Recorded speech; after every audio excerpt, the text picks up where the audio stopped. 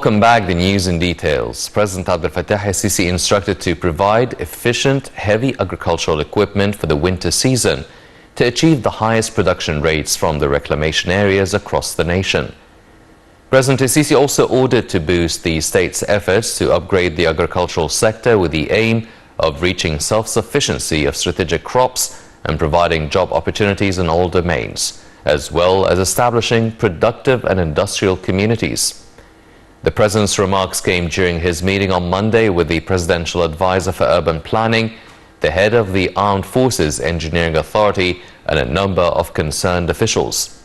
The meeting reviewed progress report of several national projects for land reclamation, especially in Tushka, in the Southern Valley, and infrastructure projects for road networks and water treatment plants.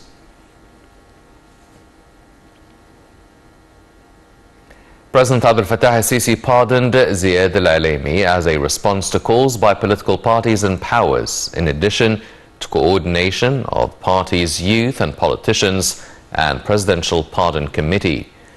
The decision comes as a continuation of the President's call to activate the Presidential Pardon Committee's task.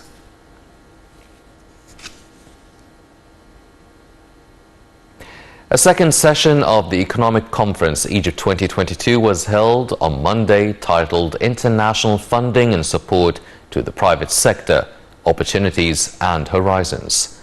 The session draws attention to economic reforms which aim at increasing investments by both private and public sectors, with the indispensable role of international partners in supporting these reforms. Minister of International Cooperation Rania Mashad said under implementation projects include projects that are receiving $23 billion in international development funding, with $7 billion of these funds going to the private sector. The minister added that several packages were adopted by the government to support the private sector, pointing out to the launch of a framework for international cooperation and development funding in 2020. In a remark at the second session of Monday's proceedings, Prime Minister Mustafa Madbouli said the state is interested in expanding mega national projects in partnership with the private sector, mainly in green and renewable energy. He also asserted that the state assists the private sector to receive loans from international institutions to implement these projects. On the sidelines of Dakar's Peace and Security Summit, Nile TV International, headed by Taghreed Hussein, held an exclusive interview with Senegal's President Macky Sall. During the exclusive interview, which was held by Nile TV correspondent Hani Farag, the Senegalese head of state said that if Africa is not safe, the whole world will not be. Sall added that Egypt will be the voice of Africa in the next COP27.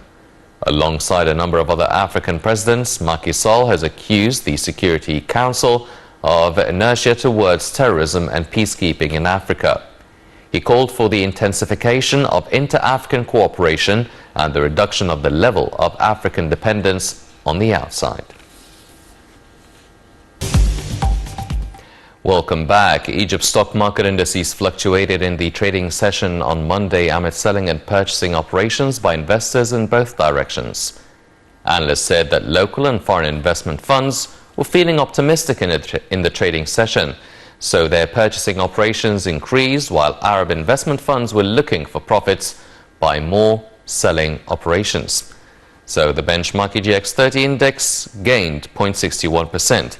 The EGX 70 index for small and medium businesses slid by 0.66%, and the broader EGX 100 index also went down by 0.56%.